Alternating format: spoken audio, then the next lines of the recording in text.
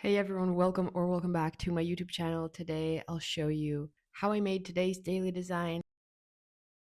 So I start off with a selection of my image and then just add a layer mask to it. I can then change my background color by adding a fill. And then since we added that layer mask to our subject, we can, with our brush tool set on black, we can remove the parts in excess that maybe our quick selection didn't pick up on.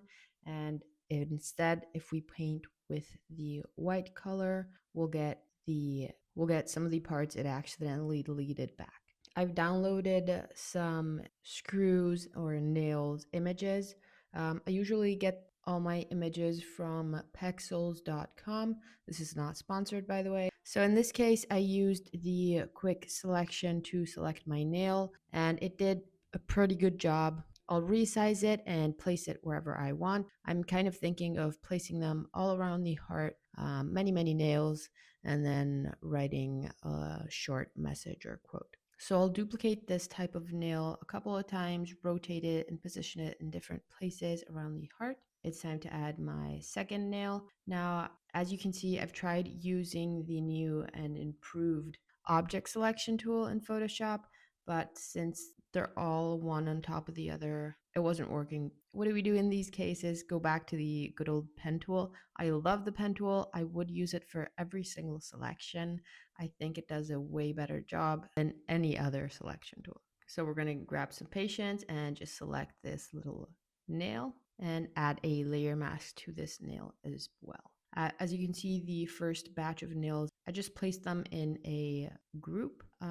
That because I want to edit their colors or contrast by type. So as you can see, the second batch of nails is a little bit more contrasty, so it's going to need a different threshold setting rather than the first batch of nails, which is a little duller in the contrast. So I'll place my second batch of nails in a group as well, and then add my third variation of nails. I'll select that with the pen tool as well, and then repeat the same thing, duplicate them, place them around. Now we're gonna basically edit our layer masks and paint away the excess part of the nails so that they seem to go through the heart. So we're ending up with something that looks like this, and now it's time to add all my threshold effects. The first one is going to go above our heart. So I clipped it to my heart group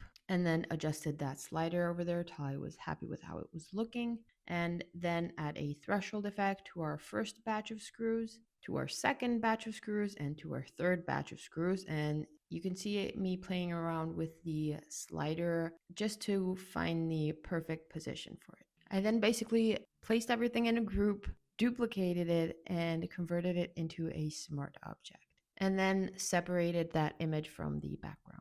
So we now have something that's looking like this. I add another threshold effect, clip it to the heart layer. I then add a gradient map. I don't want the blacks to be that black. I want them to be dark gray. So that's what I'll do. Change the first color to dark gray and change the second color.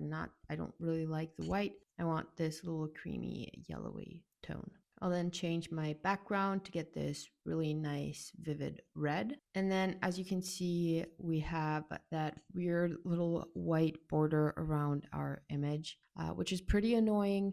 What I like to do is command and click on the thumbnail of our layer. That'll create a selection. I can then go to select, modify, contract selection, and then I can choose by how many pixels. Usually a couple is enough depending on your file size. I'm going to go with 3 pixels, press OK, and then just add a layer mask to that.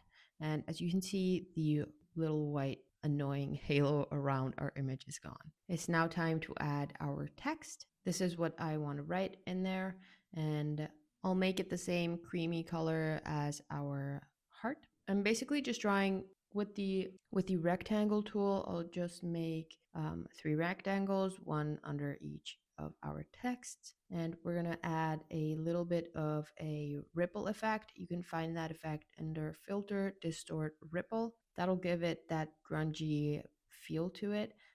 and it's really subtle. I love it. I'll convert my rectangles to a smart object and then add the ripple effect. That way they're fully editable and I can go back and change that setting whenever. I'll do that to the text as well and add the ripple effect to my text. I'll then separately group my text and the little rectangle. Anyways, we're going to change the color of the rectangles to the same color of our heart, nice and consistent. And then just find the perfect placement for my text, just trying different options out. Once I'm happy with how the poster is looking, I'll basically just select everything, convert it to a smart object, add some noise in there, and all of my textures. I'll tweak the blending modes and opacity of the textures I'm using, and then we're good to go. That's it. Yeah, that's basically it. I hope you guys enjoyed the tutorial or a walkthrough from today's daily design, and hopefully you've learned something new. Feel free to comment if you have any tutorial requests or suggestions, and also go check out my Instagram if you don't follow me there already. I post daily design. I am on a crazy little journey over there. Thank you so much for watching, and I'll see you guys soon.